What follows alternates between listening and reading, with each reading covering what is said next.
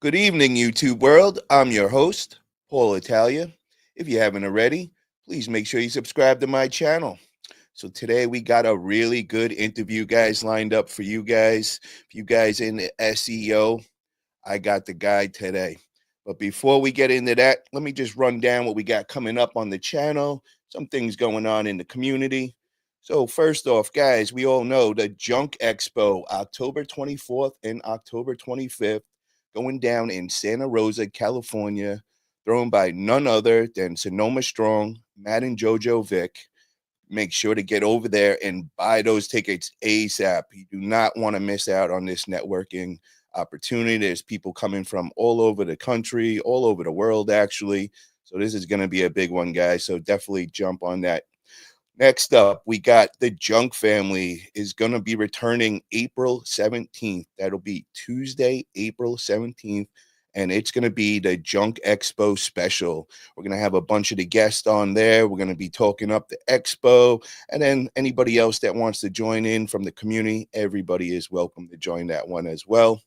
Also, want to do a big shout out to Spearcrest Digital for doing my website. Get over there and check that out. Forget about it, junkremoval.com. Go take a look over there.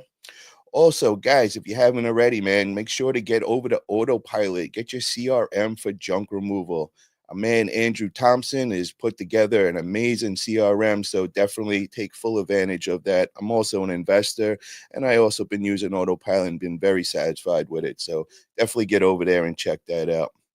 So, guys, with that all being said, I'd like to introduce today's guest. And this guy, he's really got me excited that he's coming on the channel. This guy is a guru when it comes to SEO. He's got a lot of big things coming up, including a free SEO course. I'm going to let him tell all about that, guys. But, guys, if you haven't already, make sure to hit that thumbs up button if you enjoy this content, because we're going to be giving out gold tonight. So the least you could do is make sure you subscribed and hit that thumbs up. With that being said, let's introduce tonight's guest. We got William Jones, the SEO guru. Let's bring him in. What's up, William? How you doing tonight, brother? Not much, brother. How you doing? Doing great, doing great. Really excited about this interview, bro. Yes, sir.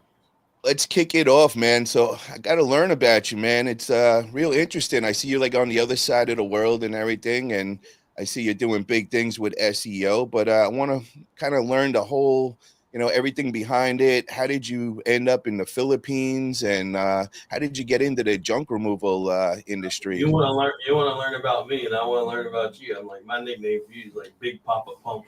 I love it. I love it. Like they're already seeing you. Well, first on the channel, then I started seeing you. You know, you're in the bodybuilding and everything too, so that's pretty cool.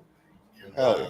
no, Andrew's starting his workout journey too, so that's pretty cool. So everybody's kind of into it. Xavier's into it too, and stuff like that. So that's cool.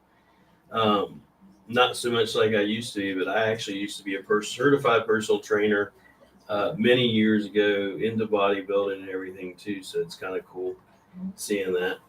But so SEO wise, and how did I come over to the Philippines? And that long story short, essentially, I got started in SEO 20 plus years ago before Google Penguin and Panda. If anyone knows what that is, that's back in the good old days of SEO where you could pretty much spam the, you know, SERPs to death and get on page one without any problem. Um, and then I went to school. I was going, I was working. I was actually an assistant CF, assistant financial officer. I did bookkeeping and stuff like that. Got tired of cleaning up someone's books, and then they'd let you go, get fired. Never have nothing to fall back on. And so I wound up going and checking out school, Kaiser University. And my teacher, when I went there, I just went there for, we were doing art, and I loved art when I was in school. I was not a jock or anything. And even though I wish nowadays I went back, I wish I was into sports and stuff instead of art. But got into that, and one of the assignments he gave us, and this is actually how I got into working out too, was through him. My professor was John Downs. I remember coming there, I was close to 400 pounds at the time, and he showed us it's like I forget one of the ones that it was a documentary on overweight and obesity, because when the problem is whenever you sit behind the computer, you ain't got nothing to do, you're not out, you're not moving around, stuff like that. But me and him became really close, and then one of the first assignments he gave us was finding a web design client. And this is where I first really discovered people actually pay you outside of a job. I really didn't know anything about entrepreneurship or opening a business or anything like that. And then, so I got I was doing dog breeding website. I paid, it was like $500. And for me, that was like, holy crap, $500 for a website. And, I was used to barely making $700 a week for, fucking 40 hours. And then I started getting more work. And it came a point in that time I was married to my first wife, really bad relationship and everything. But I took a break, took a sabbatical from, if you will, school, because I couldn't deal with the pressure from the home and school and college. And I started picking up work off of Craigslist. Anybody know Craigslist? Craigslist, back in the good old days, you could post on it, get work on it. Nowadays, not as much as it used to be. Still can use it to generate leads, but not like I used to. That then became, I didn't go back to school because I was, basically making more money than my professor at the time. So doing part-time work. And then I had one of the guys I forget his name. He's a Jewish fella, Ron Marcus. So I remember names. He introduced me to another. He was a real estate guy. He's a millionaire on paper, and he at one point even invited me to come move to Panama Republic because he was going to have me do his SEO. By the time I was married with 2 kids and stuff, told him no, turned it down. I kind of wish I almost did, but I'm glad I didn't, because I would never have met my second wife, which is amazing. But he then introduced me to another fella. Then I did his website. This was on Magento. And he asked me, he said, so for example, he goes, hey, can you, I love the website you did. Can you get me on page 1 of Google? And I'm like, I knew nothing about SEO. Didn't know what it was. Didn't know what search engine optimization. Didn't know nothing about getting anybody on page 1. And I just asked him, I said, well, how much does it pay? And he said, $2,000. And I said, yes, I do. I can get you on page 1. And I went home and I started self-teaching myself, going online, Googling it, trying to find out what is a backlink, what's on page, what's technical, what's all that stuff. And excuse me. So that's how I got started in it.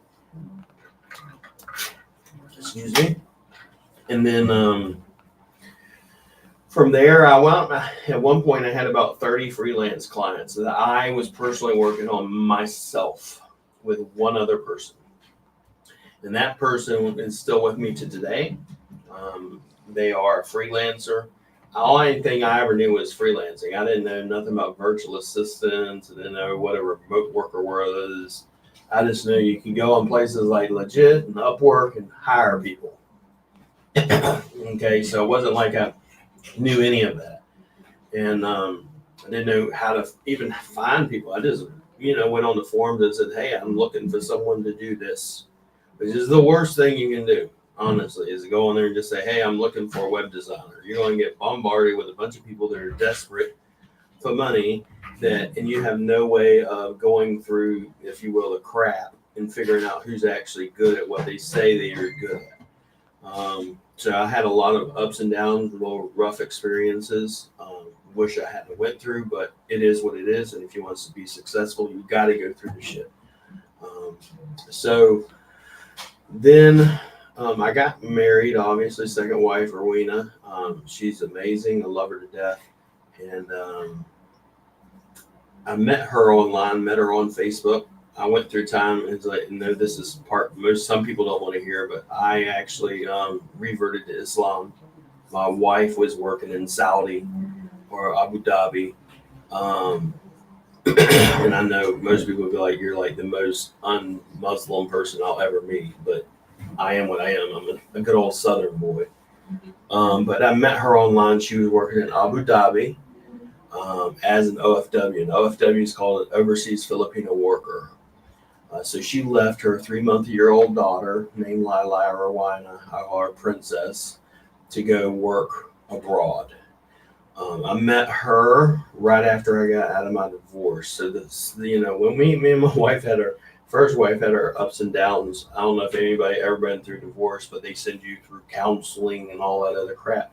Well, this time when they sent me through this counseling shit, I was like, everybody was depressed. I was like, I'm not depressed at all. I'm fucking amazingly happy and everything because I was ready to end the shit, right? Get it done. I'd met my wife, Rowena, and met her, and then she was working at another time. She's working in first time was Kuwait, second time was Saudi. I mean Abu Dhabi, different than Saudi. Um, so she was working as an OFW. The thing is with OFWs is they have to actually leave their family, leave their children. Most of the time, it's women. Sometimes it's husbands that do this, but generally speaking, it's the women. And for me, we started Rank Fortress because it's like they shouldn't have to. We want to give them an opportunity where they don't have to do that. They literally, my wife came into a country, she never spoke any Arabic, nothing.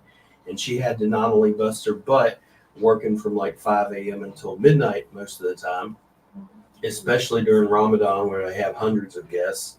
And they're talking about guests from Hollywood and everywhere because the person she worked for at the time was one of the royal princes. Okay. So she was in a good situation but a lot of OFWs, they actually are not in good situations. Over here, they tell them, oh, it's amazing. You get to go to a country you don't know and you'll have a nice house, a nice living. Well, that's not always the case. And then many times the case is as soon as you arrive and they meet you, they take your passport, they take your cell phone, they take your laptop. You have no form of communication. You're working for them. You're in a contract for generally 2 to 3 years. You are basically a house slave. Okay, and if you get a good boss, they treat you amazing. If you get a bad boss, they treat you just like that. You're a slave. You have no rights, pretty much. So I met her, and so for me, when that relationship was totally different than my first relationship. Obviously, I moved her over to the United States because I came over here, met her, did everything in the Philippines, all that stuff.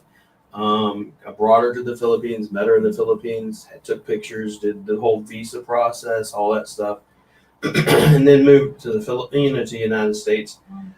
Probably a year into it, I wound up having, at this time, I had bariatric surgery. I was working for a place called EMED. EMED is a medical clinic, and I did SEO for all of his companies. I came in, he wasn't ranking within less than a month. I had him on page 1 for primary care clinic, things of that nature. He does pain clinic, primary care clinic, lung clinic, laser hair removal, tattoo removal, all types of shit. So I got into a lot of the medical. I was in the medical for several years prior to meeting her. So about 5 years in medical. And then I moved to West Virginia. This is when I'd met her, married her, brought her over here. And then I had bariatric surgery. I lost a lot of weight. There are times I wish I hadn't had bariatric surgery. There are times I wish I just stuck with doing it the normal way. But there are times I'm glad I had bariatric surgery. So, I mean, it is what it is.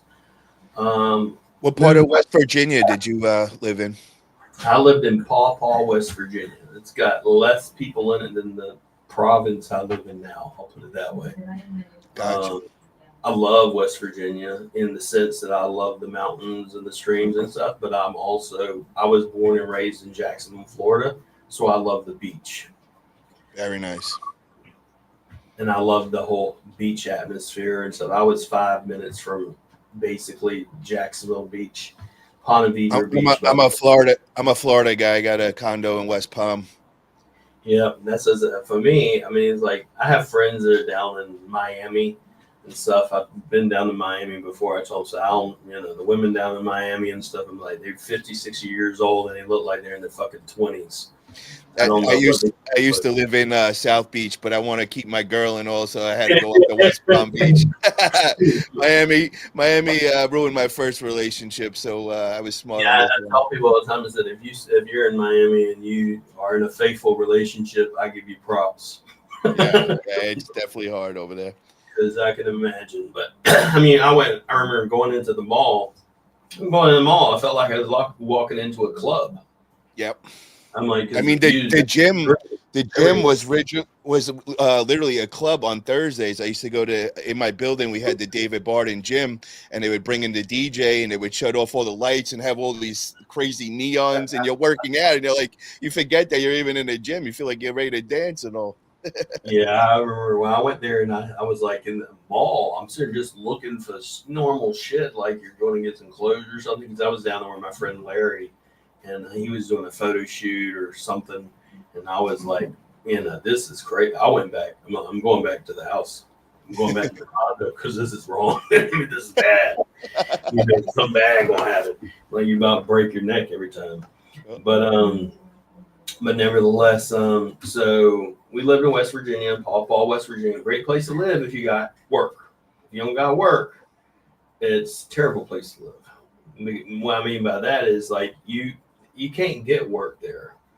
It's not like you're going to be able to work there. You have to drive out to Washington D.C. or Baltimore and other places. So this is actually interesting. Is where I got into storage. I love storage wars. I love buying stuff and flipping it. Me and my wife used to find stuff in dumpsters, like couches and stuff, pull it out, and then turn around and flip it. And people would tell me, "Well, you only made $20." I said, "Well, it's $20 you didn't make." And then we started going to I introduced her to auctions. My friend Ralph Michelle introduced me to auctions, and I would start going to auctions, and I bought couches and jackets and computers and shit. They're in auctions totally different than a storage unit when you buy that.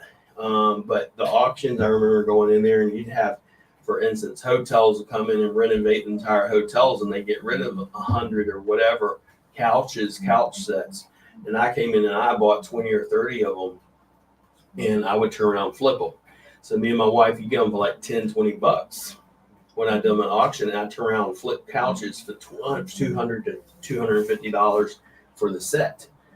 And we saved up a lot of our money doing that. And that's how I actually bought my plane tickets to come to the Philippines. Wow, nice. With about $9,000 worth of couches that we had sold. And I had about $2,000 in my pocket when I came over here, was actually from buying things at auctions and junk removal. So that's actually, and it wasn't like a plan. I told Andrew and even Xavier after I think about it, says, God has got a sense of humor if I've ever seen one, because there are things that just happen. They're kind of like, it's interesting when you look back on it in hindsight and stuff. But we used to buy all types of stuff doing that. And then we came right around that time. I had two big clients. This is one of the lessons I learned. I used to have only really big clients. I had like 3 or 4 small ones. Well, when those 2 big clients quit and said, "Hey, I no longer need your services," you're fucked. Really, you're just fucked. So now, like, I have big clients, I have small clients, I have other ventures that I get into. But then, knowing me, what winds up happening, I fall into depression because I'm like, what am I going to do? My mom and dad are in their upper 60s. I'm a Southern boy. I'm not going to move in with my mom and dad. I'm not going to burden them. But what can I do? I remember when I get depressed, I was suicidal. I was going through a lot of crap. And then I remember my wife, we called my mother-in-law over here in the Philippines and just come and visit. So I came and visit. We can't cancel our trip because it's non-refundable plane tickets. So we pack our suitcases and come over. And then I also, once we got there, then Mother-in-law's like, why don't you? Yeah, moral of the story: don't put all your fucking eggs in one basket. Exactly. Um, one lesson I wish I'd learned when I was younger. Nevertheless, so got over here, and mother-in-law's like, why don't you move here? And we were living on the farm, which is in Telewas, and we had the electric bill was $20 a month. Water bill was probably $5 a month. I Oh had man. I had chickens, goats, cows. I had no aircon. I mean, we were on, we eat fish and rice and vegetables, and so it was. You still had your needs taken care of as a point. I even tell people now, going back, if you see some of the happiest times in my life was not when I was running a huge agency, is actually when I was starting up, is when I was going through, if you will, the grind and the hustle and starting everything. Um, so, back then, I mean, I remember doing some of my three or four clients that I had, I was doing it on data. I didn't have Wi Fi because we're in the mountains. Okay. Didn't have quote unquote necessarily best equipment. I literally had packed a computer I had and put it in my suitcase. And then it arrived damaged. I had to have it fixed. But nevertheless, then my daughter gets married. She meets a Filipino, gets married, because I have two daughters and one son. My son just turned 18. My other daughter's 14. My other daughter's in her 20s. She's having my third grandchild now. I'm actually going to go see her end of the month. Her name's Serafina. My son's name is Isaiah, and then my other daughter's name's Rowena or Lila. So she gets married, and she tells me, "It's like, what type of business you want to start?" I don't know. I'm in the freaking Philippines. What are they going to do? And so my wife goes, "Let's start a laundry shop." So here's another one. We started a laundry shop, and then we also sold in the laundry shop something they call okai okai over here. Okai okai is used clothing that they usually get from Dollar General stores, and they buy it in bulk, huge bales, and the stuff that they can't sell over at Dollar General or Salvation Army, they then in turn bulk up and sell it. So we bought those and started selling that stuff. And we have a lot of really good memories with if you will, the hustle part of it. I have the pictures. It's on my timeline if you've ever seen it. It's a pinned post at the top where I have my big long beard, look like fucking ZZ Top, and the laundry shop. So that's how we started that.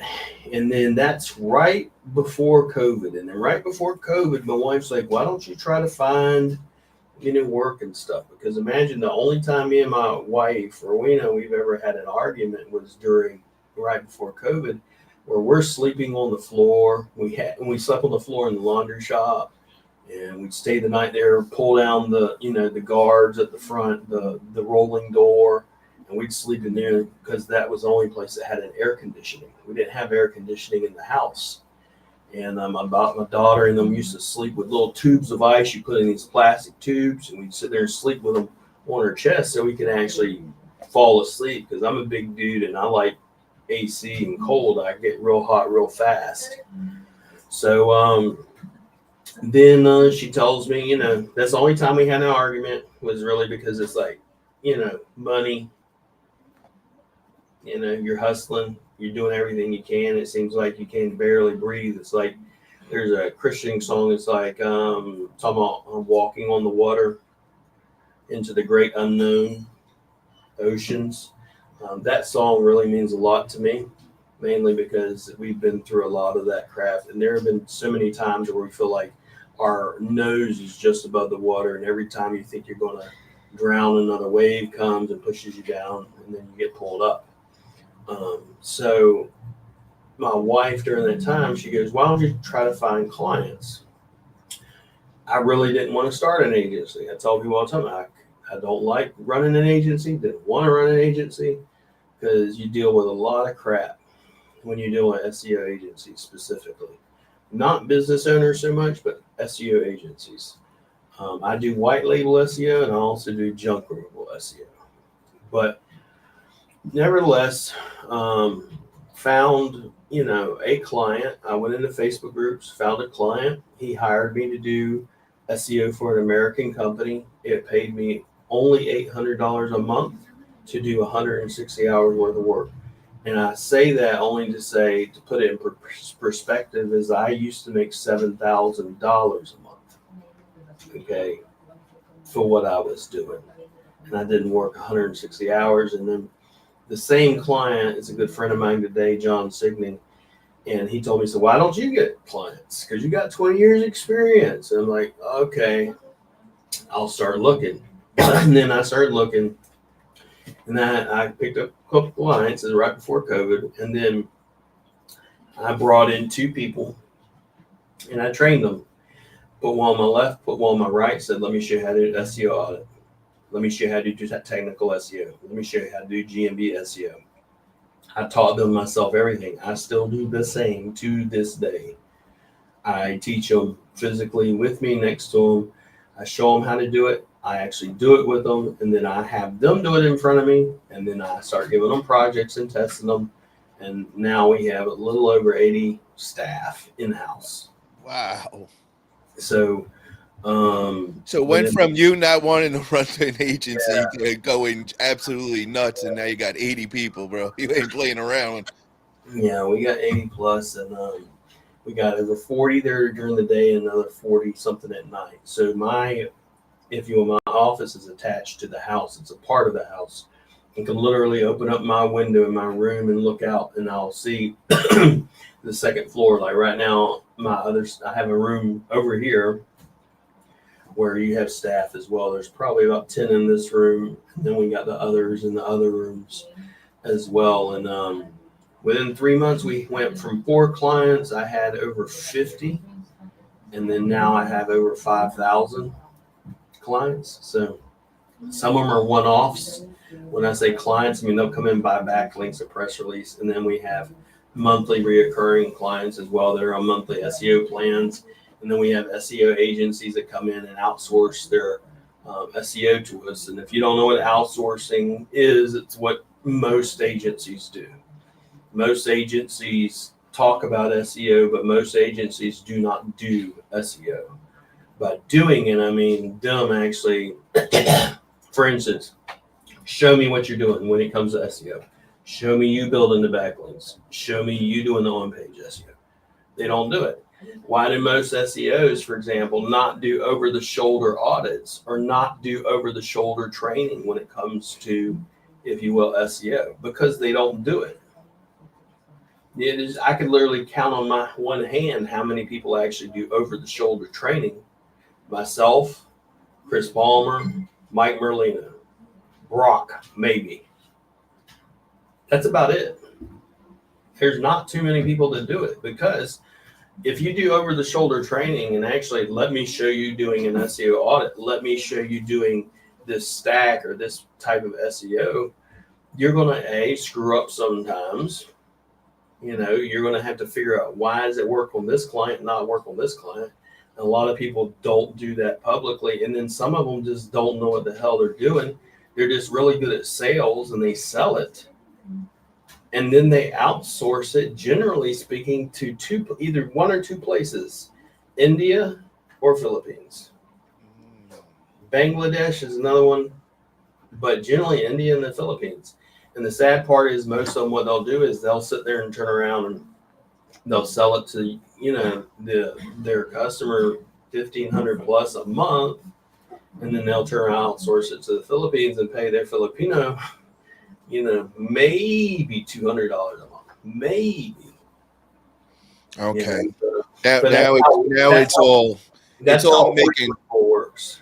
I'm sorry, it's all making sense to me now. You just kind of enlightened me, because I've been I've been watching your page and all, and I've been sensing there's something going on in the backgrounds. I've been sensing there's some sort of drama that I wasn't knowing, like, going on in maybe the junk removal industry, maybe with SEO or whatever.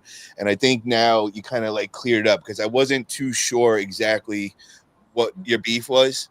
And I think I'm kind of finding it right now. So what is going on, man, in the junk removal industry that seems to be bothering you? And it's not necessarily. Basically, it was There's a book I read by Josh Nelson. So I'm a generalist. What is a generalist? And I'll tell you that. So generalist means I'm not a specialist in roofing.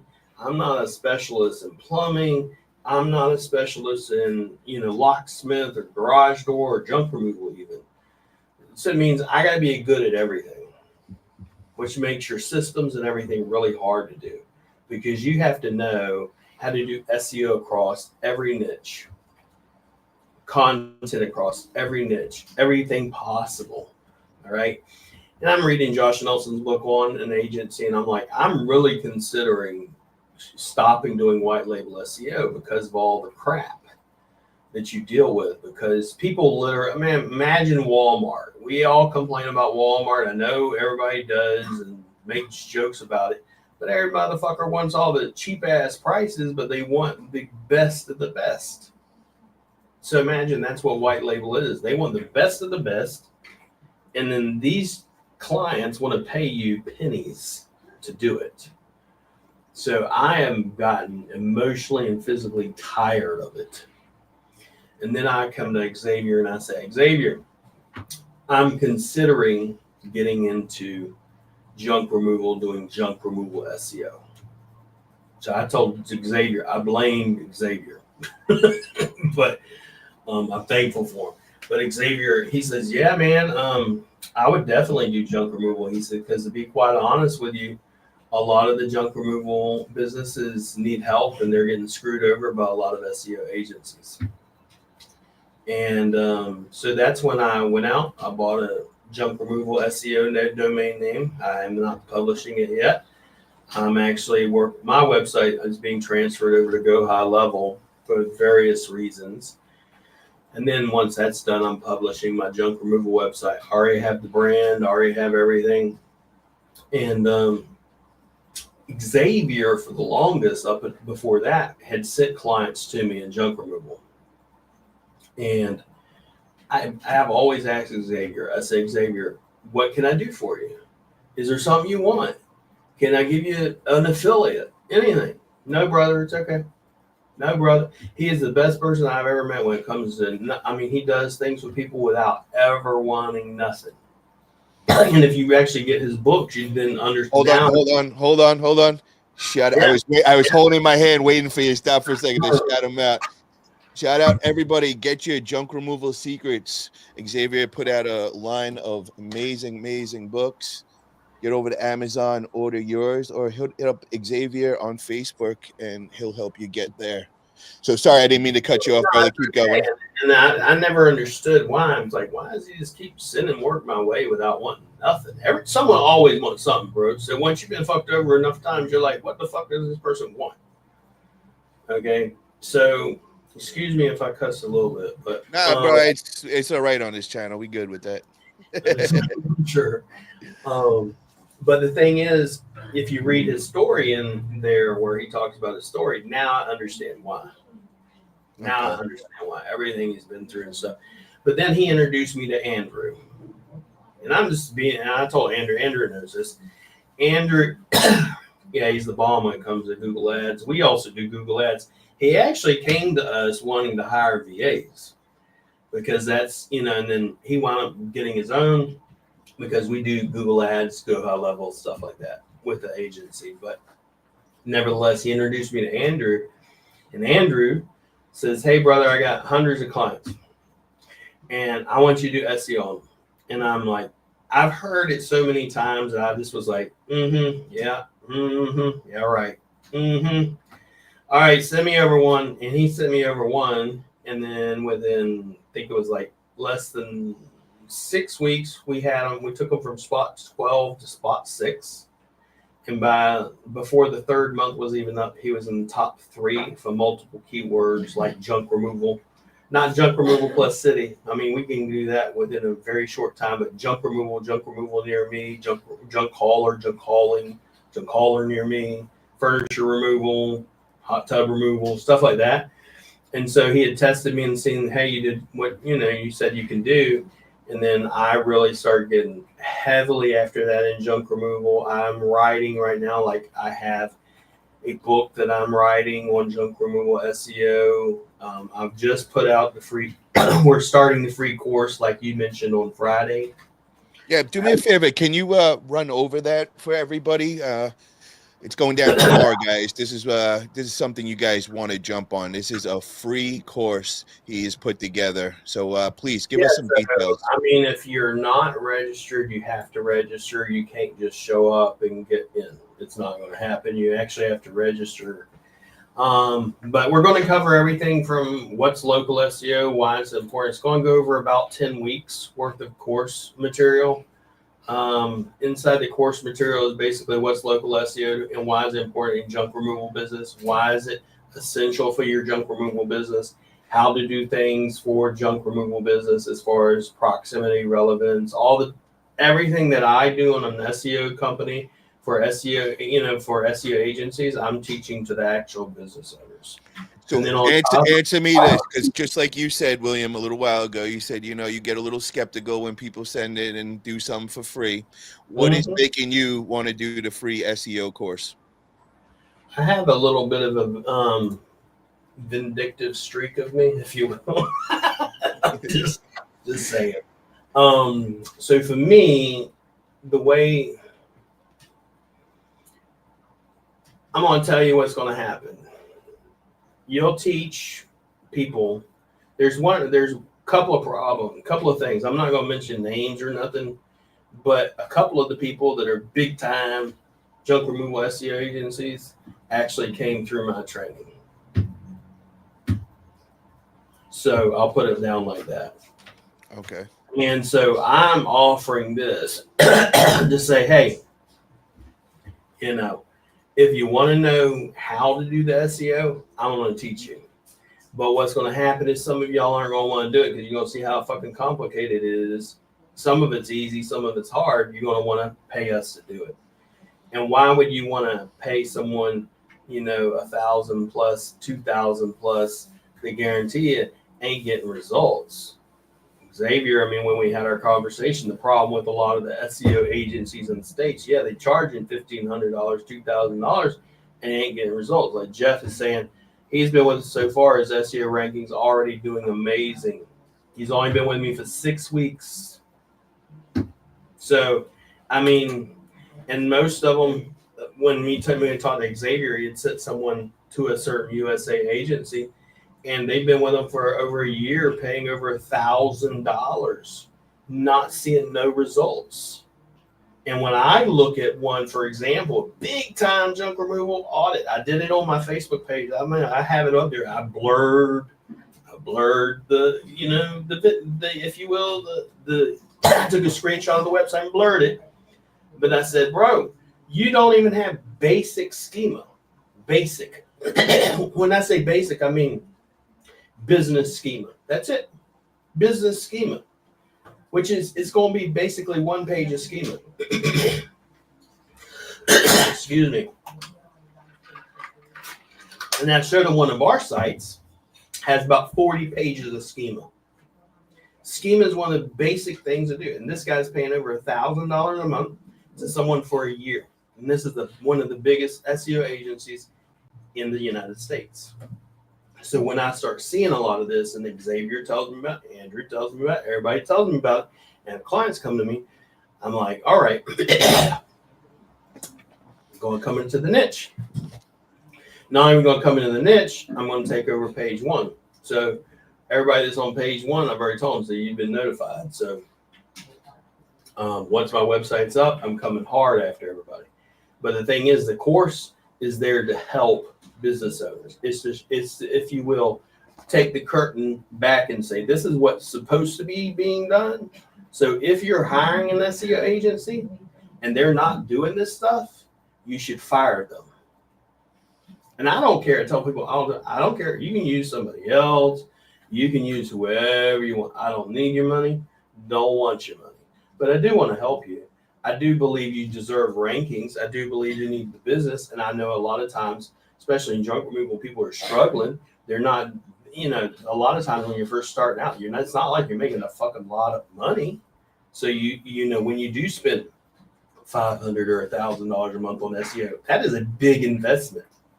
for most business owners. And a lot of SEOs, what will happen, they're really good at selling.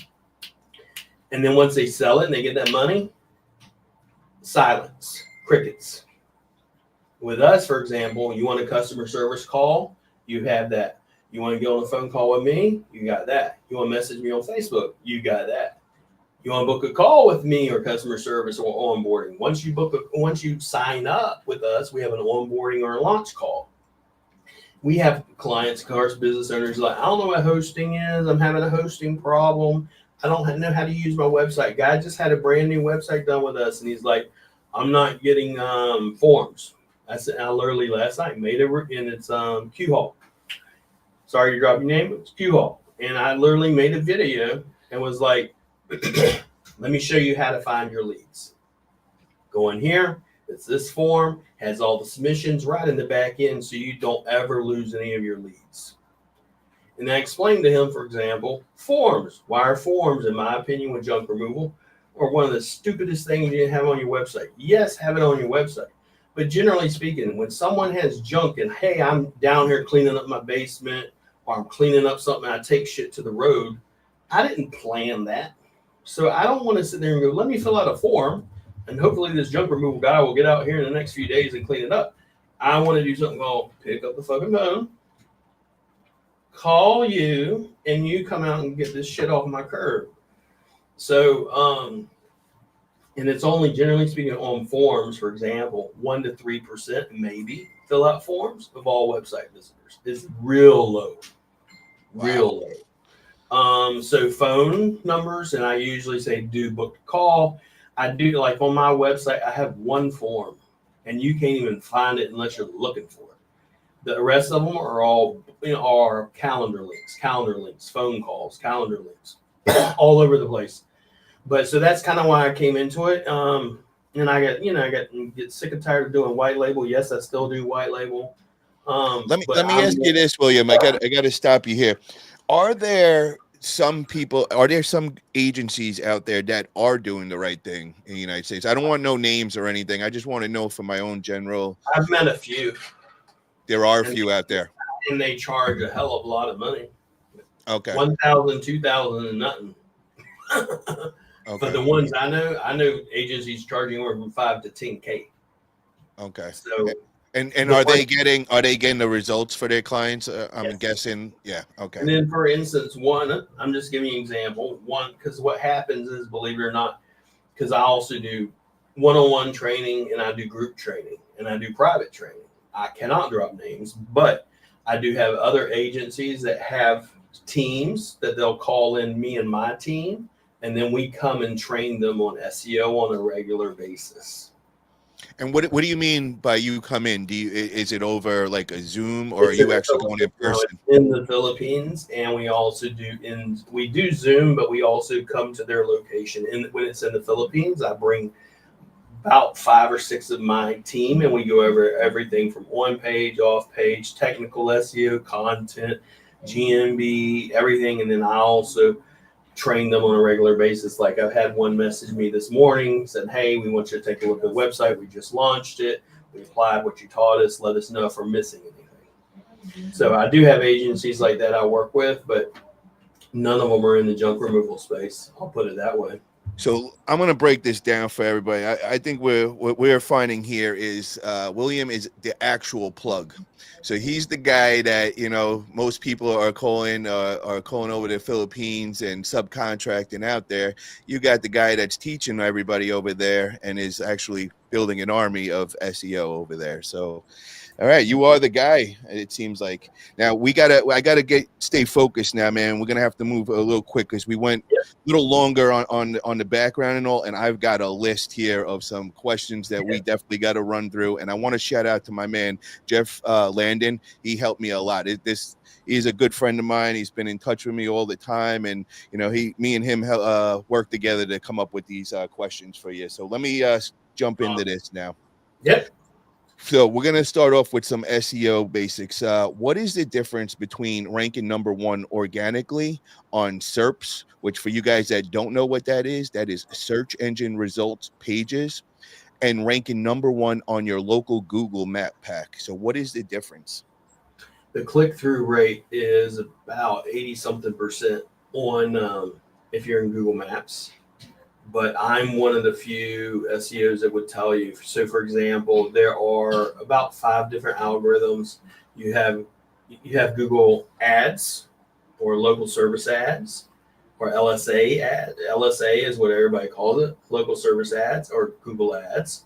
Then you have Maps, that's another algorithm. Then you have organic, that's another algorithm.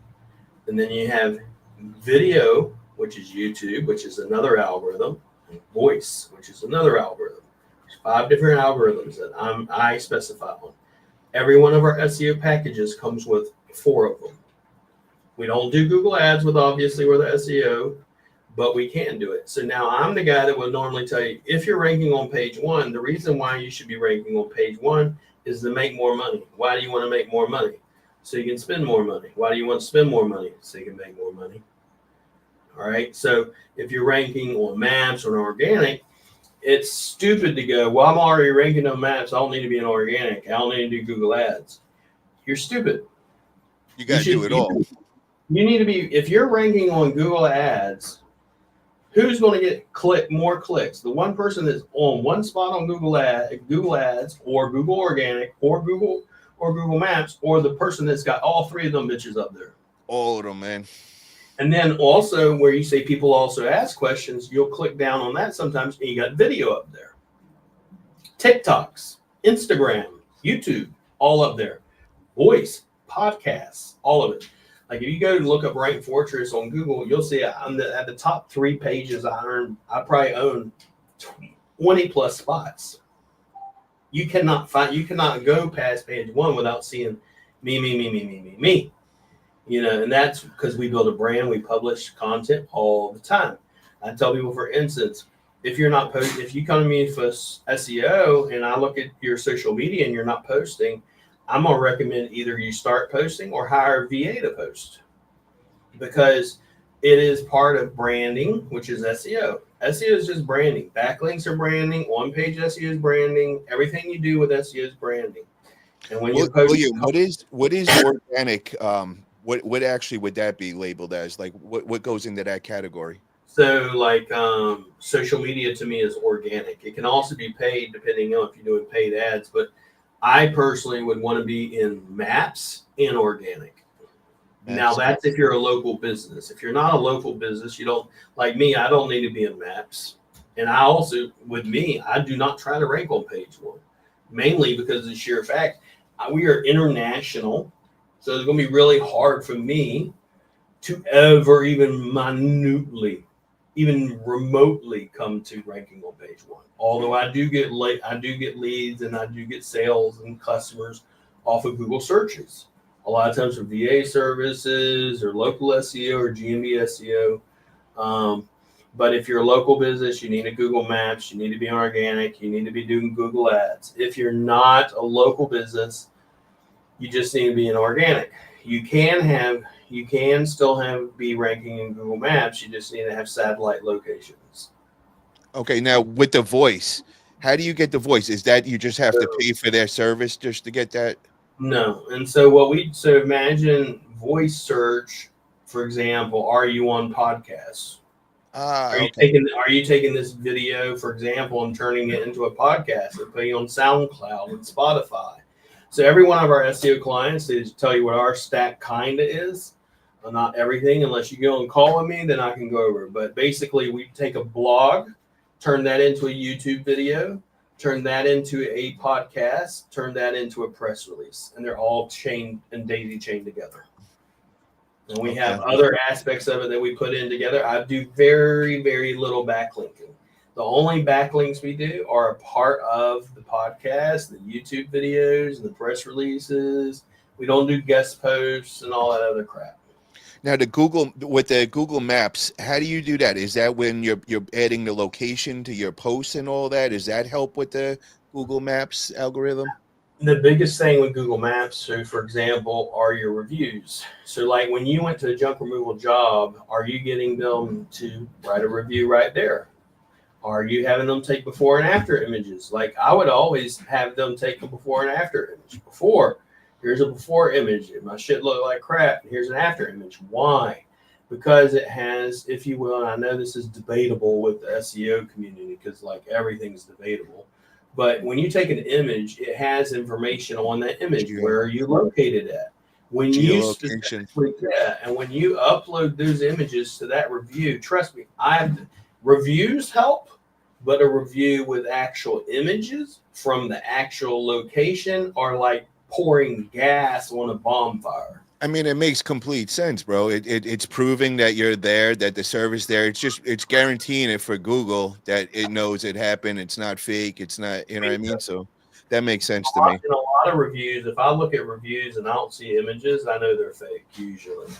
No, I wouldn't say that, bro, because I didn't even know before that to even ask them that. So now that you just said that, I literally just took that note and wrote that down. Saying, for example, a lot of people buy reviews, and if you go to a GMB and it's like 5-star, nothing ever happened that's wrong, and then nothing has images and nothing has, a lot of times it's going to be fake.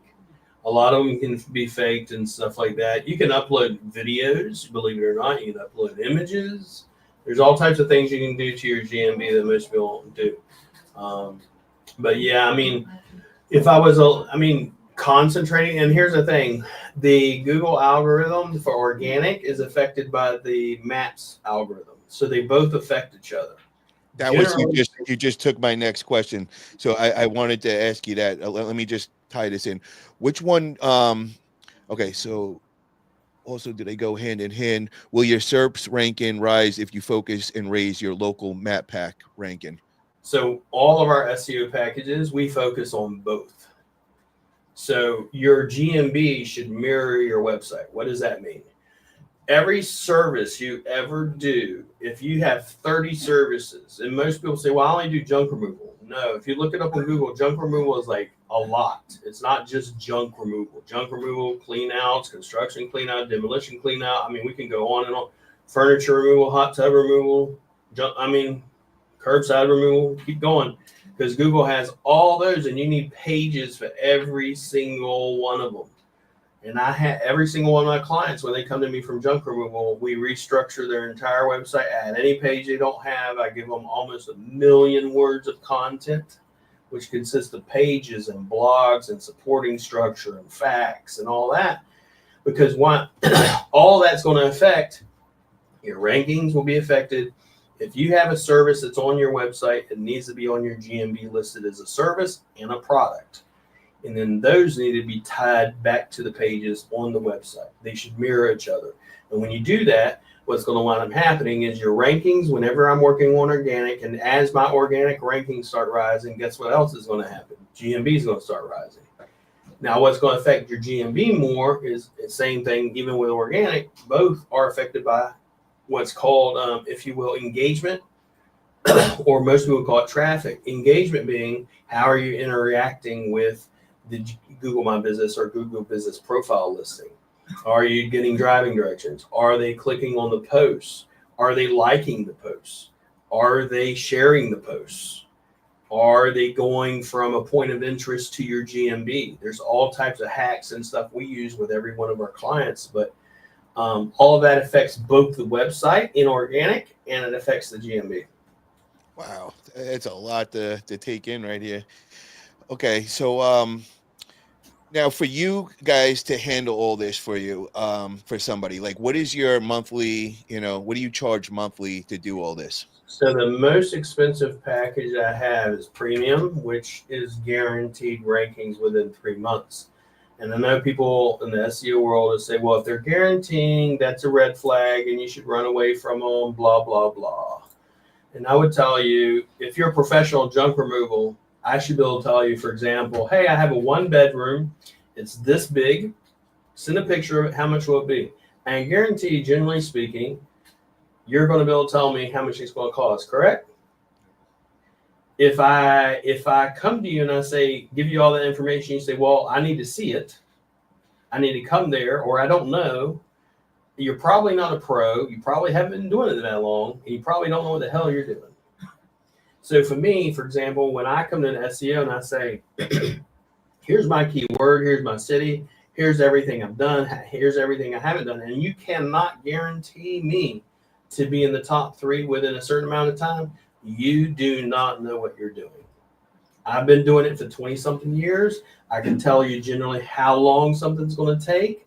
If someone drops out of the rankings, well, let's look and let's figure out why. And I can tell you why. But generally speaking, it's like even when I'm auditing websites, well, they don't even have basic schema done. Why is schema important? Well, schema ties everything together. Are you posting on social media? Do you have your socials put in your GMB? Are you posting on a regular basis? You have your on-page technical and all this other stuff done. So most of the time they don't.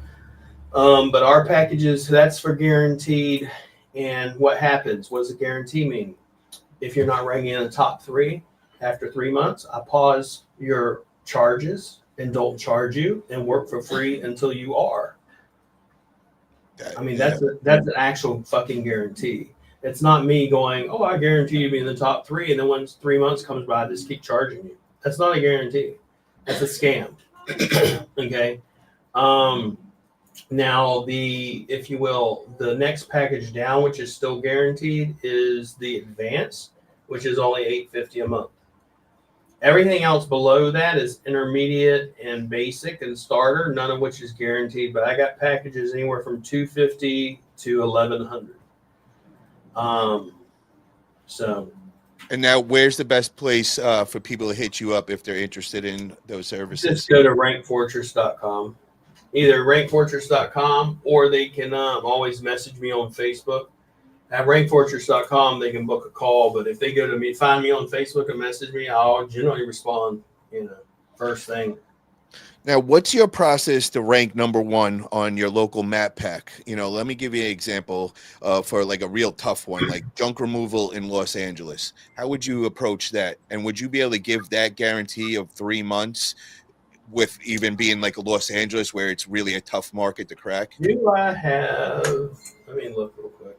Because see, the other thing different about me, I only take one person at a time, depending on where they're at. So like I got someone right now in San Diego. I already have someone in Vegas. I don't have anyone in Los Angeles, but for instance, Vegas is a really hard one. And we already have him at 76% visibility, and he's already in the top 3. And without the location, he's in the top 5 already. And I can give you real life examples and stuff. But this is, for example, Hot Mess. He's in the top 3. And he's been with me for about 2 months now. So, but that's in Vegas. Vegas is a tough niche. But like, so if you did get somebody in LA, you would be confident enough to say that you would be in the top 3 in 3 months?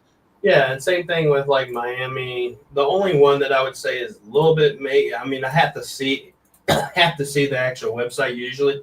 It's like I don't have people in New York. Okay. Atlanta.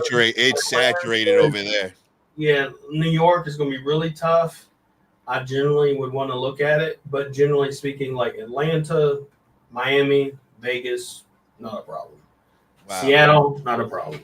I gotta say, bro, I am very impressed with the confidence and how you're making these guarantees. I've never heard that before. I'll give you another one for example, and this can't always be done, so stipulate this. But for example, another niche I used to be involved in is truck removal. Truck removal. Moving with truck moving and stuff like that. And the niche and area we were in is Broward County. Oh, I know Broward very well. I used to live over there. So that's down in Miami, right? Yep. So we did a 40-mile, not 1 mile, 40-mile radius ranking in the top 3 for moving. Wow.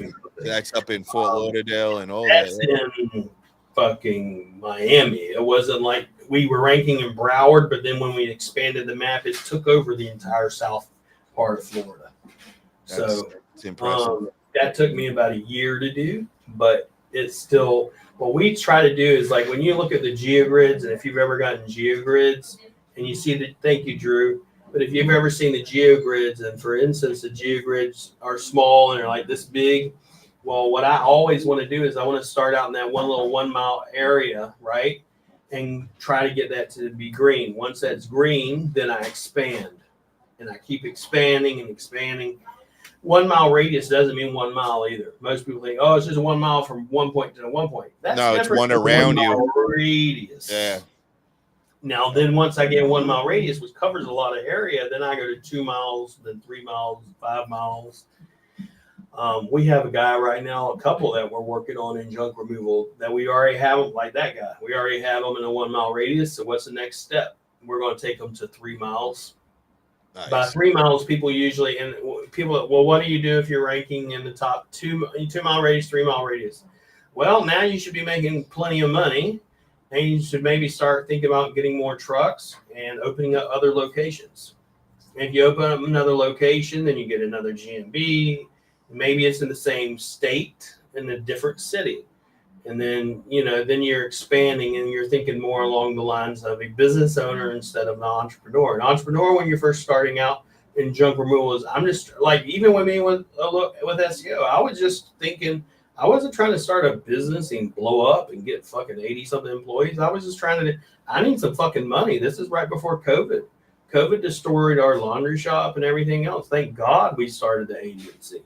But the thing is, when you first start, you're not thinking of business. You're thinking of make some money to feed my family. And then as you become successful and you're ranking, then you go, now, how can I open up other locations? How can I expand? How can I get more, if you will, put eggs in different baskets instead of one basket? For instance, if you have one location, and this is another reason why you don't want to just focus on GMB. And you don't want to just focus on ads. It's because what if Google smacks your GMB and suspends it? And all your business was on that. You're not in organic. Now you're fucked. You have no business. Wow. And I've seen that happen time and time again with people where they get their GMB suspended. And it's not like they just lost a couple $100. I've had people where they've lost $50,000 a month. Wow. You're talking about an actual business, and they're not an organic. And then they come to me for help and stuff. So that's why I always want to do organic, and I always want to do local, and I always want to do the voice and podcasts, and I want to do social media, and I want to do all these different aspects of marketing. So SEO for me is about branding. It's not in its own other category. Like your logo, okay? Forget about it. So now everybody's it's like, now every time anybody hears it, I'm thinking of Paul. That's it. There you go. And the colors, it's the American, red, white, and blue. You're having a big Papa Pump. Every time, and no one else is going to be able to do that because that's your brand. So even your website should reflect that. Your GMB should reflect that. Everything you do needs to reflect that. Because you're creating an entity. An entity is, think of it this way in SEO, because SEOs, we use these terms. An entity basically means who's the number one motherfucker doing junk removal in Los Angeles. That's forget about it. So no one else can come in Los Angeles and try to do junk removal, because every time Google thinks of junk removal in Los Angeles, they think of you. I love it. Because of your branding and because of your backlinks, your SEO, your marketing in ads, your marketing in local. That means the signs you're putting up, the yard signs you're putting up, the ads you're putting out. Everything you're doing is a part of SEO. And people would, well, no, it's not. Yes, it is. Yes, it is. All SEO is branding and getting your name out. If you look up, go into SEMrush and look up any domain. Just look up any domain, and it's going to tell you how many of the keywords are branded keywords and branded traffic. And generally, it's over 80% of most keywords and traffic are from your brand, not from, if you will, junk removal. Be like, forget about it in Los Angeles. Or your, brand is, for instance, a brand, think of branded traffic is your business name plus keyword. Your business name plus a city, your business name plus your address, your business name plus your phone number, your business name versus this other company. Affordable junk removal in Los Angeles. Stuff, all those things with your brand name. See, you're speaking my language right now, and I didn't even know I knew anything about SEO. And my first brand was Paul Italia himself. You know, that was me Yeah. and getting into modeling. And when I seen what I did with that, as far as, you know, having 20, 30 pages when you Google search anything Paul Italia, and there is another Paul Italia around, and you know, he was out there and on the web, and now you can't find him. You got to go through 30 pages to find. So from doing that and being on so many different social media platforms, consistently posting for so many years, you know, now I'm into junk removal, and I'm now looking at some of the stuff I did. I'm like, oh, that's why I'm doing good. Now I'm connecting all the dots. I'm Now, learning now, the technical. now, what's going to happen when you start doing this? This is the part that most people is like. I tell people all the time, and you probably already know this. You're a big boy, you can handle it. But YouTube, the moment you start putting yourself out there, this is the other reason why a lot of people don't do it. The moment you start putting yourself out there, the moment you start doing social media, the moment you start dominating, everybody hates on you. Oh, bro, I, You I are, oh, you use forget about it. He's the dumb mother, and every brother, I lived it. I took over the whole world in arm wrestling. I became the #1 promoter. They would call me Dana White of arm wrestling across the world, and I did this in a matter of 1 year, bro. The whole world, like every other promoter, was at war with me. I had haters. I had troll armies.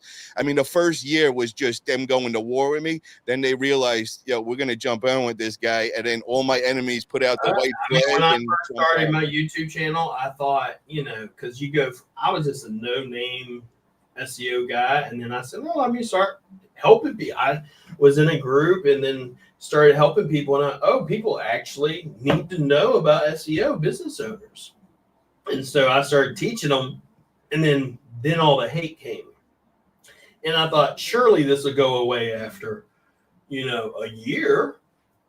Well, we're 6 years later, and they're still as strong as ever.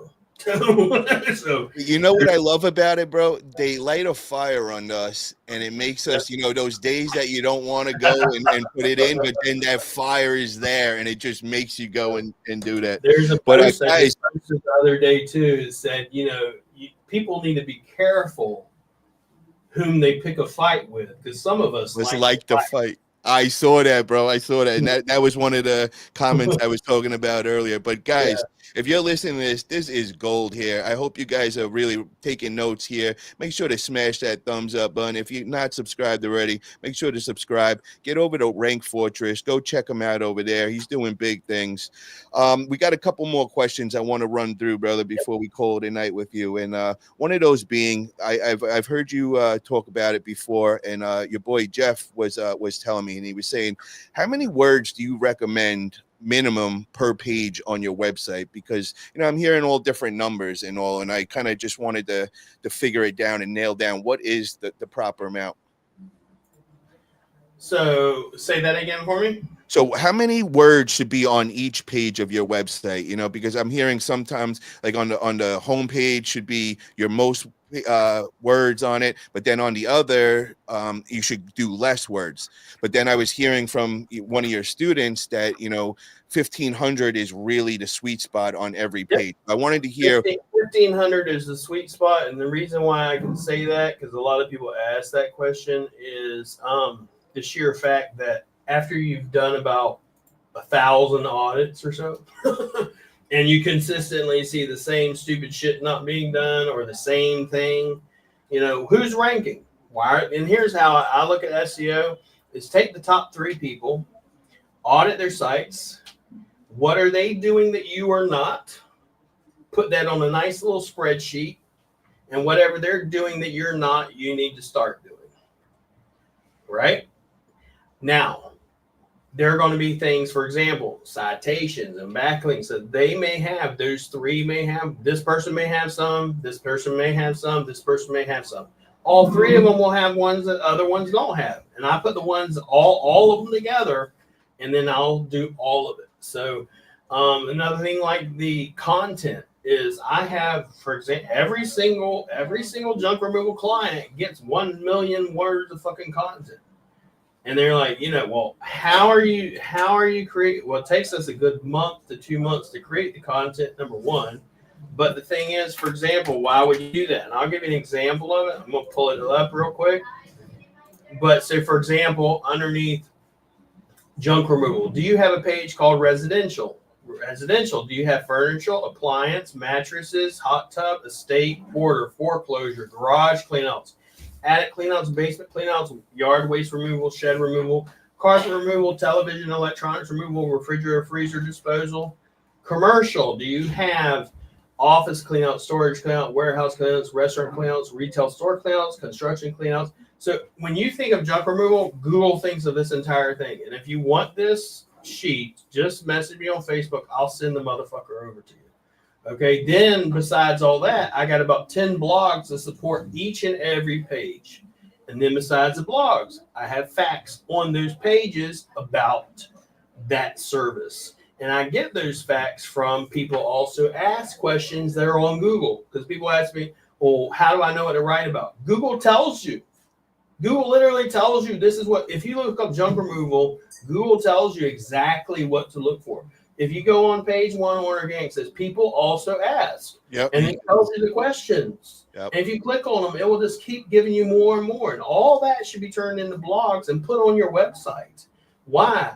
Because Google is telling you what people are asking for. You don't need to think like an SEO. Think what Google literally, a lot of times you're like, we're so dumb that, the answer is right here. It's right in front of our face. Just same thing with maps. If you go to Google Maps, everybody's like, well, what should I have on my website? This is concerning Google Maps. Go to Los Angeles, for example, California. And on the map, if you ever look at Google Maps, I could show you all this. But on the map at the very top, it says restaurants, hotels, things to do, museums, transit, pharmacies, ATMs. And guarantee you, most people don't put that shit on their website. Every one of our clients get that shit on their website. Every one of them. We got No Limit Hole. He says, this is some real good listening. Thanks, Paul. Bro, this is gold right here, man. You guys be taking notes right here. I'm getting excited as I'm sitting here and I'm hearing this stuff. And I'm like, my heart's racing. I'm like, I got to do this. I got to do this. Like, I love it, man. This is great stuff here. Jeff says SEO equals common sense. Yeah, bro. When you say it like that, man, it's so much common anymore. So, I mean, here's another one, a little hack we do. So, think of, I'll tell you this. I'll go ahead and say it. But so, for example, let's say you pull a geogrid. You ever seen the geogrid, green, red geogrids? Yeah. And some of the areas are red and some of it's green. Well, how can you influence those red areas? You write blogs about it, podcasts about it, YouTube videos about it. Here's another one you can do. You can actually pull the latitude and longitude of each of those locations and get a URL string on maps and create an embed. An embed is an iframe or a way to share that map. And then I can actually create driving directions from that latitude and longitude to my GMB. And then I can share that shit and I can put it on backlinks. I can send backlinks to it. I can put it on all press releases and all other types of things. And now Google goes, oh, so they're actually in this area too. They're in this neighborhood too. And then they go, okay, we should rank them there. So that's another way to expand it. So wow. There's all types of ways. There's all types of ways. It's a matter of just, why would Google give you a share link? Okay, for instance, people tell me social media is not important. Okay. So then please explain to me why Google, when you're filling out your GMB, asks for your social media accounts. I'll wait. I don't know. Because they're important. It connects to it, or they're important. Yeah, because it connects it. Why are you not?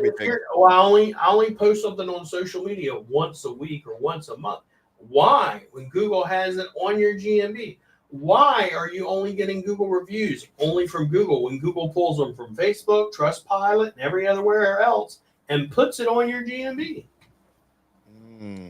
So people only go, well, I only need it on Google My Business. That's the problem with most SEOs. You think like an SEO, you think the way SEOs have taught you, and it's wrong. And the way that most people need to think is common sense, like a business owner. I need Google. I don't need just Google reviews. I need reviews from everywhere. You need Trustpilot, Yelp, even Yelp.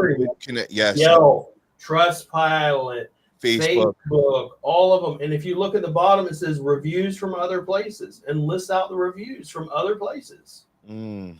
And same thing with social media. If I look at your GMB and I only see Facebook, I can tell you one or two things. You either don't have other social media accounts, i.e., you're not doing branding, you're not doing marketing, or you didn't put them on there, or you're not posting on it, or you don't even have it in your schema.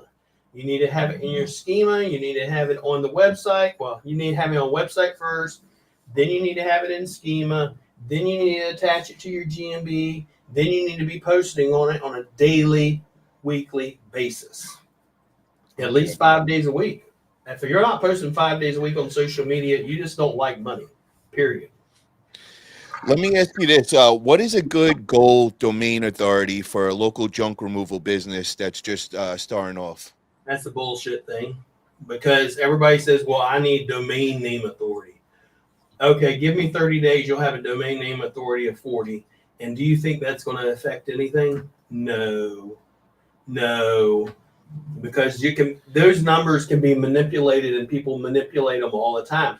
Now, that being said, for instance, Amazon has a domain name authority of like 90 something. That's also fucking Amazon. Okay, Walmart, any of them, if you will, Forbes magazine, those matter. And yes, your domain name authority over time can rise, but it's not going to be a huge ranking factor.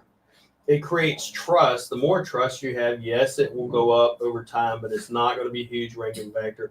It's not something I'm looking at as far. I got people I can guarantee you, if I go to, give me a second.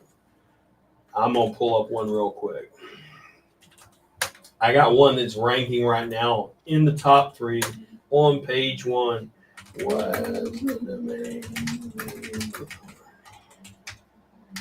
And I generally can tell you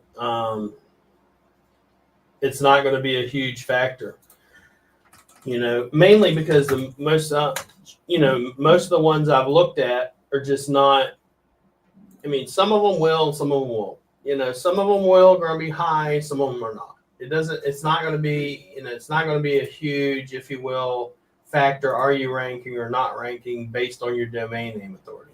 Your domain name authority will be higher, and sometimes will rank higher, but it's not going to be a huge ranking factor. Yeah, he's got like a 14. Okay. It's decent, but it's not a 30 or 40. To me, anything below a 20 is still crap.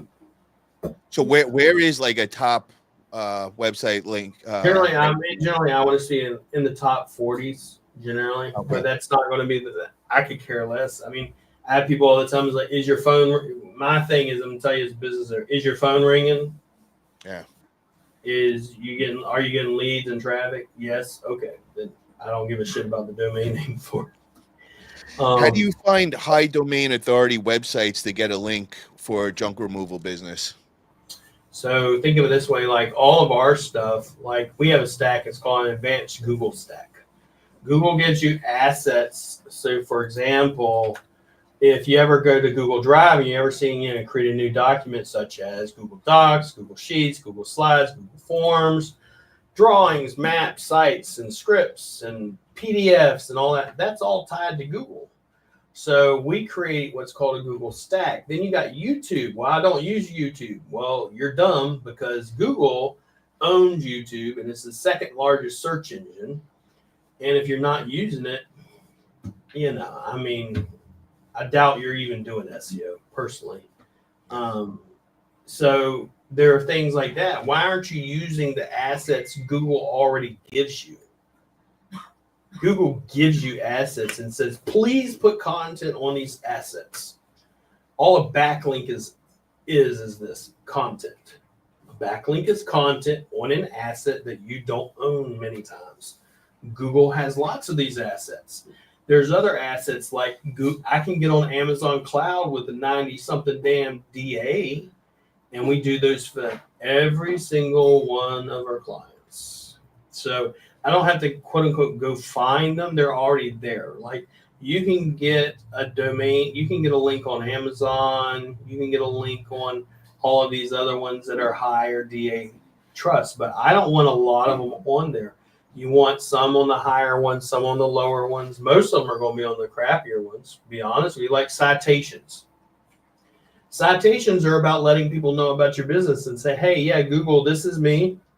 This is where we're at, what we do, and when we're open. But it's generally speaking, they're going to be a domain name authority of a 0. Because it's not an actual business, it's not an actual entity, it's not an actual, ain't got a lot of trust flow, ain't got a lot of backlinks, a lot of different things that will affect it. Now, there's this service that Google keeps calling about, and it's getting you logged on to all the directories. Like it goes around. I think it does like. I would tell you that's not Google, number one. That's someone trying to get you in an SEO scam. But go ahead. Okay, and they were saying that they go around and they get you into every main directory, 52 total. They break it up over, I think it's a 12-month period and all. And they say that helps. Have you heard anything about that, or is that? That's a scam. Number one, you get lots of people that are from India, Bangladesh, and other places that will literally robo-dial numbers. I get them, obviously, because we deal with hundreds of people. And I get them even on my personal stuff. Saying, hey, for instance, your GMB is not verified. It is verified.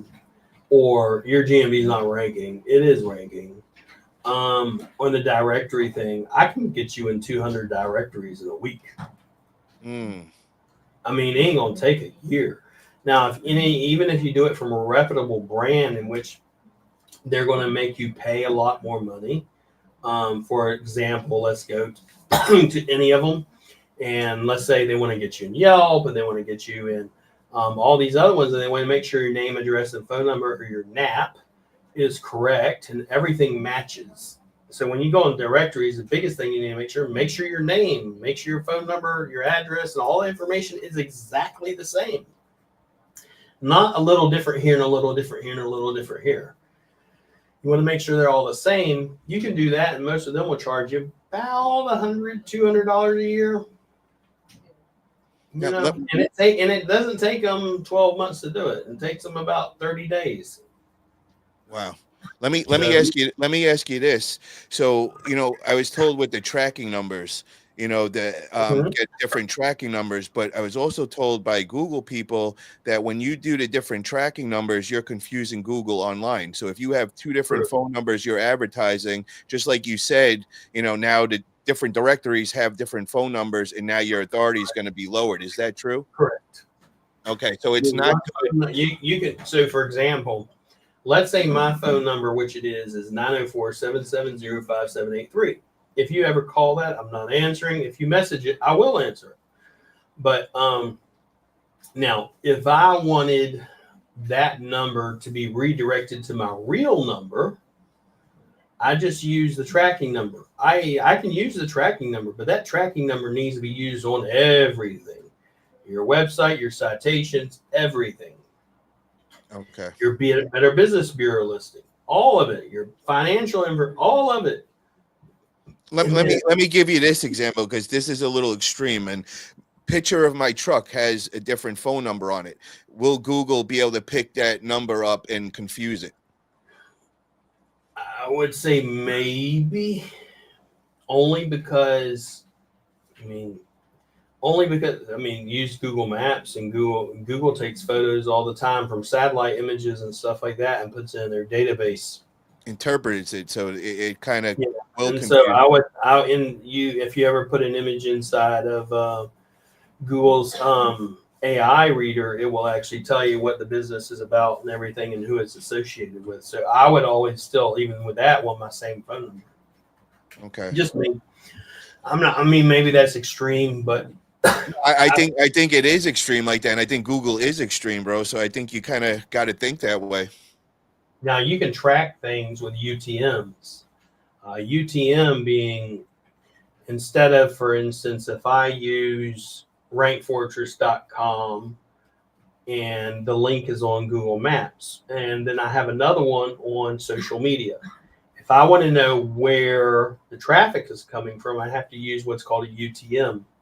A UTM puts basically a code at the end of that link that lets me know, hey, the traffic came from Facebook, or the traffic came from an ad, or the traffic came from a Google listing, or the traffic came from a citation, or I don't use them that much, mainly because for me, I'm just concerned with getting the motherfucker ranked.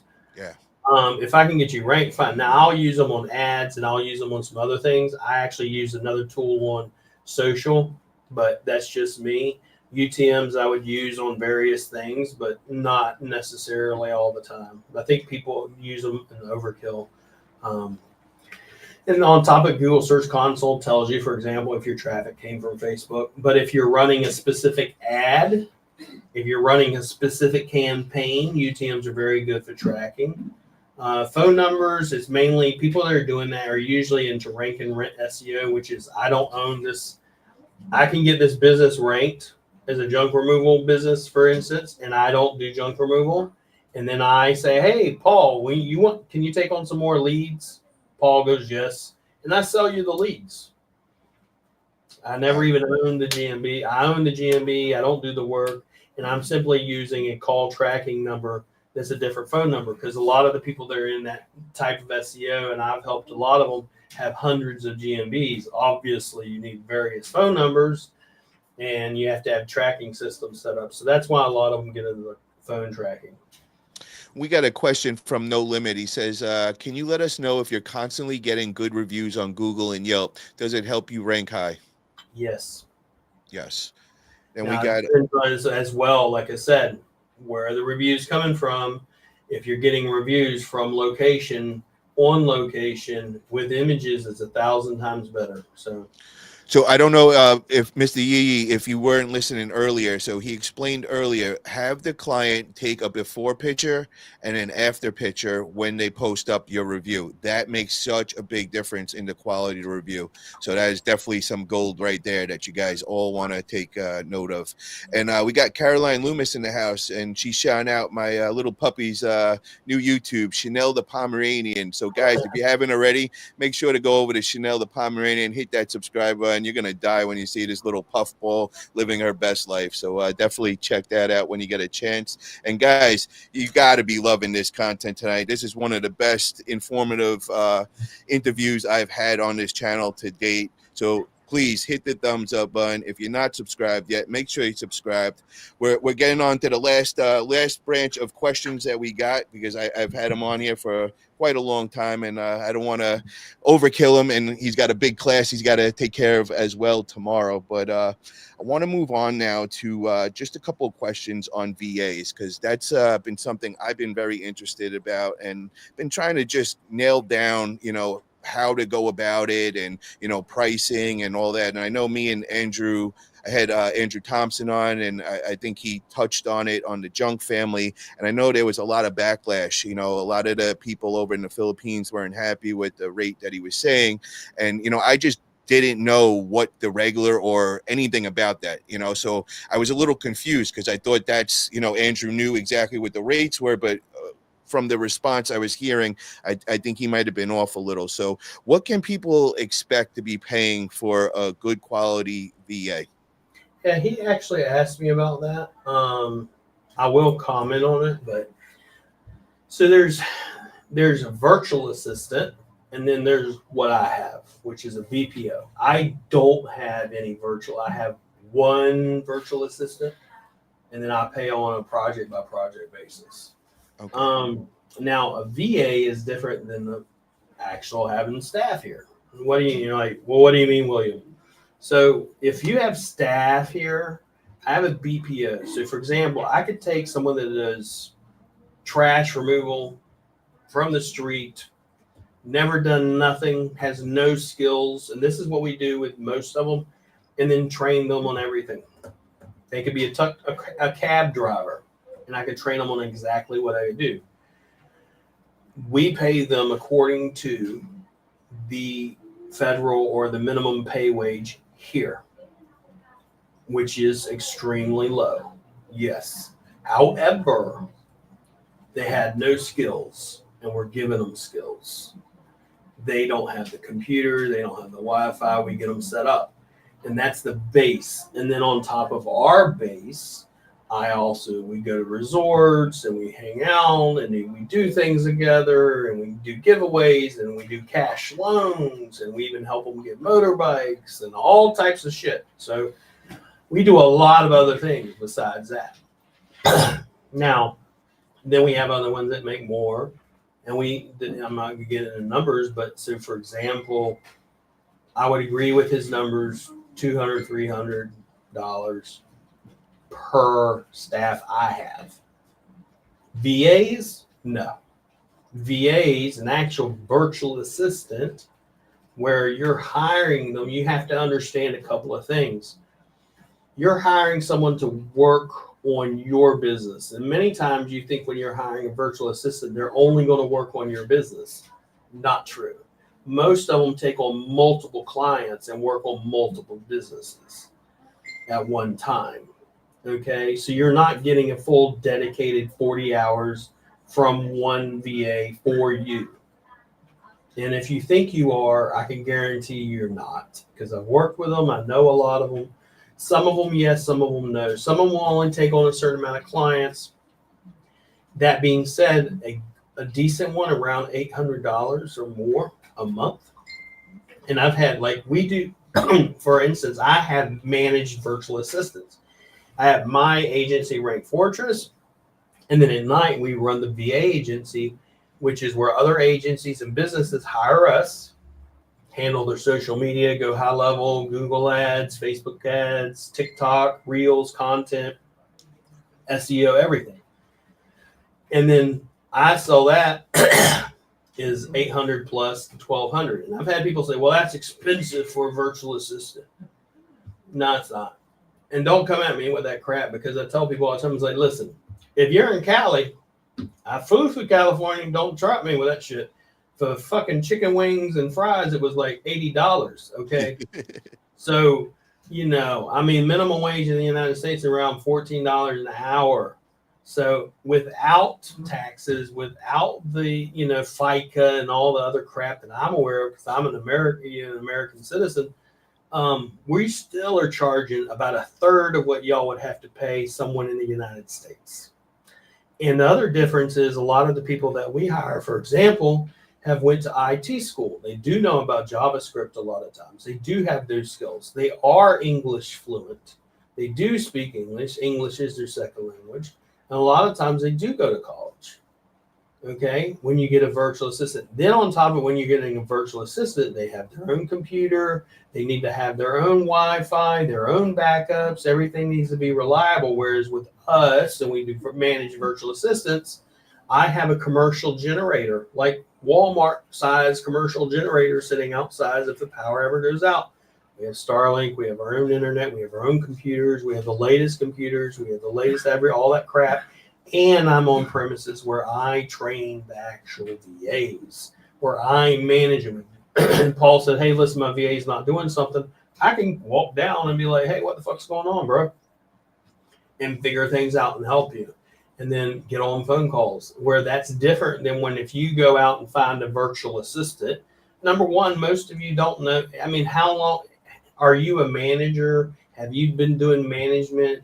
And I know some of you have, but how long have you actually honed in your skill on hiring, firing, and training? Most of you haven't. So why are you going to try to do it? So, and when you're trying to find a virtual assistant, that's exactly what you're trying to do. Whereas we've got it honed in where we know what we're looking for and how to train people and how to make sure they're doing what they're supposed to do and how to manage them and all that. And we've learned it through ups and downs. It's not like we learned it overnight. But I would tell you, if you're wanting a virtual assistant, you need to find someone that manages virtual assistants for you like we do, that's on premises. Like this literally attached to our house. I can walk downstairs and I come down here all the time. Like I'm down here with them now. But the thing is, that's a virtual assistant. You're going to actually pay more. When they came in and got angry at him and all that and saying whatever they're saying and stuff, you got to understand Filipinos are also it's not like Americans. Americans are kind of like desensitized. Filipinos are extremely sensitive, emotional. That's number one. And number two, they're right in a sense, but number three, they're wrong in a sense because BPOs don't pay that much. You know, when you're an actual agency in the action, like if you're in Manila, you'll make more money than you are in the province. Same way as in the United States. For example, if I live in, California, I'm not paying the same amount to live in Paw Paw, West Virginia, or in another state or in another city. It's all, depending on your cost of living where you're at. So I agree with both. I see it from both sides only because I've been here. I mean, I've had people be like, listen, I ain't got food and this and that. And so they're like, I know how much a bag of rice costs. I know how much all that stuff costs over here. Like, to actually live over here, you need to make a couple of $100 to feed your family. So I kind of see it from both sides. Not saying he's wrong. I'm just saying a virtual assistant, a good virtual assistant, is about $800 a month. Okay. Xavier, I don't know what Xavier pays his and stuff, but none of mine are virtual assistant. Now, my actual virtual assistant, when he first started, you're talking about a couple of thousand. Okay. Because depending what level of skill they're at, like mine was heavily IT, go high level, anything and everything you think of, the man can do it. But then other ones are you going to, in the United States, even for example, am I going to give someone that flips burgers the same amount as someone that goes into a federal courtroom? No. Then why are you expecting the same? It's just not going to happen. That leads me to this question. What kind of activities would you want your junk removal executive VA doing for you on a daily and weekly basis? So if you're going to have an executive VA, so with us, an executive versus a specialist. The specialist only does, let's say, local SEO. An executive can do anything from ads to go high level to local SEO to off page, technical, everything, except voice. Now, if it was me, I would have them do, like all of ours are trained on our entire SEO stack. So I'd have them do everything that's in our local SEO stack. The only thing they won't do that you have to pay for is the press releases. And you're only paying for them at my cost, not what I charge. But I normally charge $35. You're actually paying $5 for when you're going with the VAs. Besides that, if you're not doing Google ads, you need to be doing Google ads. If you're not doing Google ads, you need to be doing it. If you're not posting on social media, you need to be doing it. There's 3 things right there: social media, Google ads, and then local SEO. How much does an executive VA cost through Rank Fortress? $1,200. $1,200. And that's 160 hours. And if you don't use 160 hours, the hours just roll over and build up. Also, if you don't need that many hours, we also do have packages of 20 and 80 and 160 all together. So, and I don't know the prices of each one of them, but if you're interested in it, just message me and I'll send it to you. No Limit has a question. He says, can you please let us know your opinion about advertising on Yelp for junk? I mean, I don't do too much of it, so I have no opinion on it. I can tell you my experience when I did do advertising on Yelp. So with Yelp, and they can lie and say whatever they want, but with Yelp, when you have negative reviews in your advertising, those negative reviews magically get archived, i.e. are not shown to potential clients. But magically, as soon as you stop advertising, they're magically shown to clients. So, and they'll say, no, their algorithm doesn't do this, and the algorithm, bullshit. Because the only difference in that algorithm was when one I was paying you and one I'm not paying you. So, I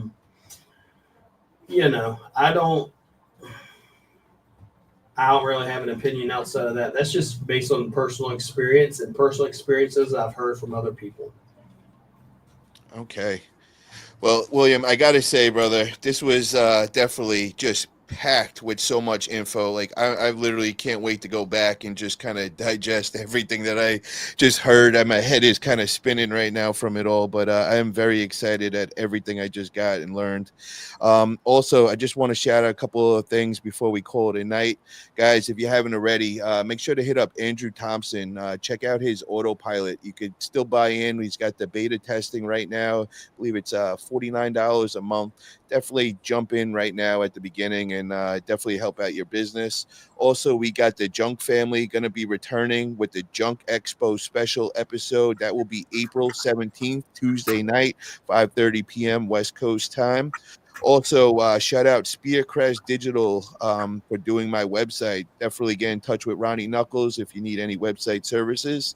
Also, shout out to Monarch Trucks, where I got my NPR dump truck, guys. They'll be over at the Junk Expo as well. And if you guys are interested in getting your own NPR dump truck, be sure to hit me up and I'll connect you with the right people. I could get you guys a discount code as well over there. And William, I hear you're coming out to the Junk Expo October Yep, 24th. I will be there end of the year. So I'll be in the States for an entire month.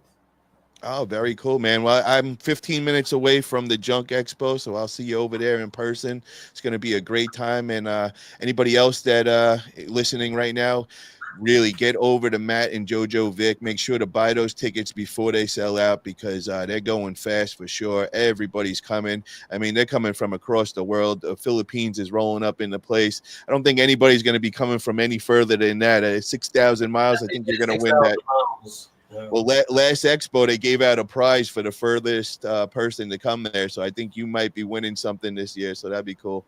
We're actually, as well, besides that, we're actually on the course. When I start on Friday, I'm giving away one free junk ticket to the Junk Expo. So do me a favor, go over the details one more time with that. So we got tomorrow night, we got his tomorrow night starts day one. We're going to cover module one, but it's going to be a 10-week course. So we'll go over everything when it comes to local SEO, the hacks, the tips, and everything. And then I have about 700 templates that I'm currently working on specifically for junk removal.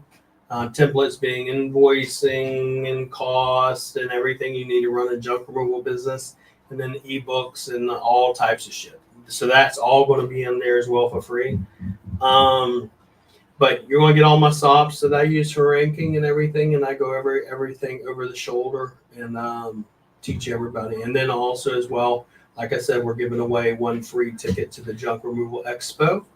And so I actually have 2 tickets, one for myself and one that I'm giving away. So, and I'd love to give it to somebody. And we do a spin the wheel type thing where, hey, everybody pick a number. They pick a number, and I literally spin the wheel right there in front of everybody. Hell yeah, I can't wait for that. And guys, if you haven't already, get over to Amazon and get your Leading with Purpose book from Kevin House. He also has one out, that the new one, Leading with Grit. But yeah, and you know what, guys? I think we're going to do a quick giveaway right now. Hold on. I got an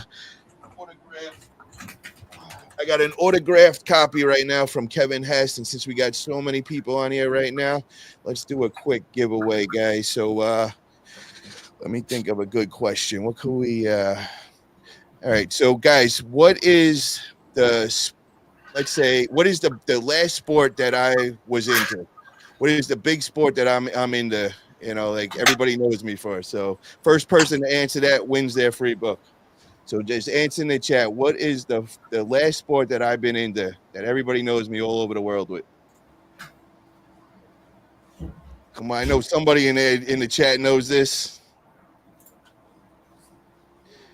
Arm wrestling, boom, Mr. Yee, you just won, brother. So yeah, hit me up on Facebook, brother. Just send over your address and I will mail that out tomorrow. Congratulations, you will get your Leading with Purpose book for sure. And yeah, Drew, thank you for sharing that, guys. Check out my fitness channel. Get over to Paul Italia Fitness on YouTube. I'm getting that back active again, and I'm going to be putting out my weekly tips and tricks in fitness. I got 25 years of experience. I was a fitness model. I've been all over the world, trained with all the best coaches and all. So definitely, if you're into fitness, check me out over there. And Carolyn says leg wrestling and thumb wars. I love it. I love it. And Jeffrey, shout out, brother. Thank you. That was some really, really good questions you came out with, and I can't express enough how much you helped me out, bro. Really appreciate it. And William, is there anywhere else that you want to shout out for people that check you out? We know Rank Fortress. Get over there. Get over there. Rankfortress.com. And as always, I appreciate my team and appreciate my wife and love you guys. Hell yeah. And I guys, look forward to meeting everyone at Junk Expo and, Mr. Vic and, of course, Mr. Xavier and all of them and Andrew, all the guys and you. And thank you for having me on as well. But I appreciate it. I can't wait to meet everybody in person in October. So make sure you get your tickets and go there. Hell yeah. And Drew just attached his website, so make sure to click on that and get over there. And guys, check out my website as well. I'm trying to get some more action over there, so forget about it. Junkremoval.com. Go check it out. Tell me what you think. And guys in the chat, thank you guys again for all the great questions. And if you guys haven't already, please smash that thumbs up button. Help me get in the algorithm. And if you haven't already, please make sure you subscribe to the channel. William, thank you again for coming on, man. That was a great epic event, interview, brother, and I'm looking forward to tomorrow's class. I'll see you tomorrow, brother. All right, I'll see you tomorrow. Appreciate you. I'll see everybody else there. Have a good one. Have a great night, everyone.